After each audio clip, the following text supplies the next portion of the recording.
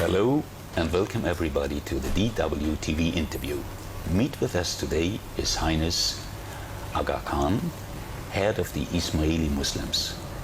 His Highness is also head of the Ághakhán Development Network and in that capacity very active to support economic and social development in many regions and countries of the world. Highness, the world is shocked by terror attacks again and again committed by people who claim that they are fighting for Islam. You are an outstanding Muslim leader and you are calling Islam a religion of peace. That is a gross contradiction. Does it mean that Islam has two faces? No, I don't think so. I think the first thing to keep in mind is that these situations represent a very, very small minority of the Muslim population around the world. Secondly, they are driven essentially by political issues rather than issues of faith. And I think it would be completely wrong to view these situations as being representative of the faith of Islam. The Western world needs to look carefully at what are the forces at play to understand them and to make the difference between faith and issues which have nothing to do with the faith.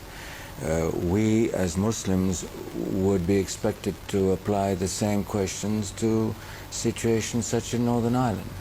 If I as a Muslim came to you and said, well, what has been happening in Northern Ireland is an equitable representation of the Catholic faith or the Protestant faith, you would look to me and you would say you're uneducated. I won't say that. But nevertheless, Highness, in many Western countries, including Germany, there is an opinion prevailing that Islam and democracy are not compatible. If that opinion is correct, real understanding and effective cooperation between the Muslim world and the West would be close to impossible. I agree. Well, I see no conflict between the faith of Islam and democracy. There was a consultation process. The consultation process occurred in the Muslim community at the time, and two notions were retained. One was consultation, and the other one was hereditary continuation of religious authority, as well as secular authority. The second issue that occurred was, it was consultation to achieve what? To achieve the best qualified people to lead the community.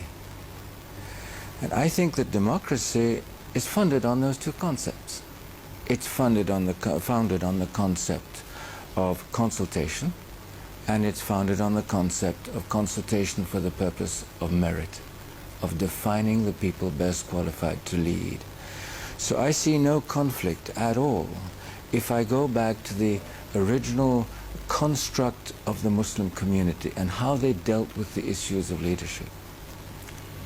Tolerance and pluralism are ranking very high on your agenda to improve the situation of mankind. Is it because your own followers, the Ismailis as a minority, are also discriminated against them? Sometimes they're even called by other Muslims heretics. Well, I would start by saying that in all faiths there are differences of opinion between one interpretation and another. Today I wouldn't say that the Ismailis are discriminated against, and on the contrary, I think we are building more and more bridges with more and more different interpretations, because the notion of pluralism in Islam is one which is well established. I mean, there are hadiths about the number of interpretations which would exist. So the difference of interpretation is not an issue within Islam. I would go further. I would say that Islam is an encompassing faith. There is a very, very famous ayat in the Quran, for example, where Allah says, I have created you, meaning mankind, from one soul. Since September 11, 2001, the West tried very hard to establish some kind of dialogue between the West and the Muslim world. But more and more people are feeling frustrated because there seems to be no real response from the Muslim side. And they're waiting for the voices of moderate Muslims to raise their voices and speak out clearly and loudly against terrorists in the name and terrorism attacks in the name of Islam. Right. Why didn't we get these voices? Well, I think you are seeing these voices now more and more coming forward. I think the other thing to keep in mind is that there are forces at play within the Islamic world itself which do not encourage free communication, and particularly free communication on faith. The Ágakhan Development Network is active in parts of the world where even there are no Ismaili followers at all. What's the purpose of that?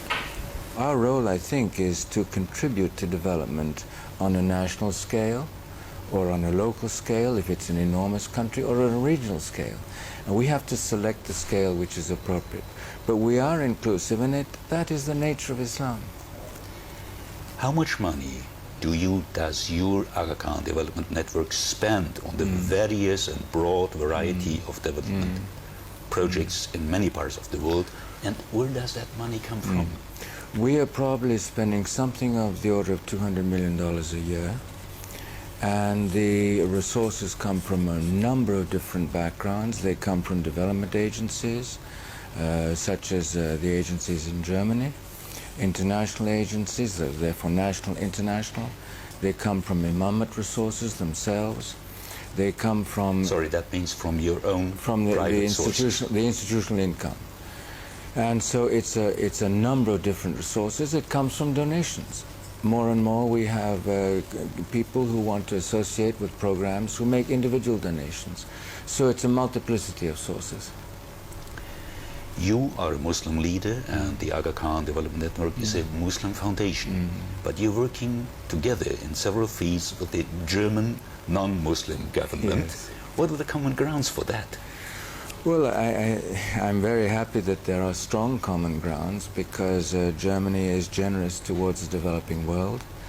It analyzes the problems and seeks solutions very much in the same direction as we are ourselves.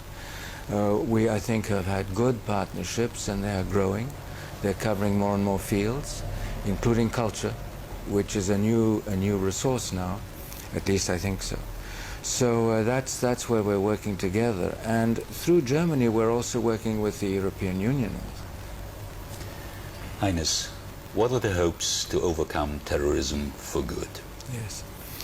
Well, first of all, I would say, let's try and resolve the issues that are causing terrorism. And the issues generally are political frustration. They are not issues of faith.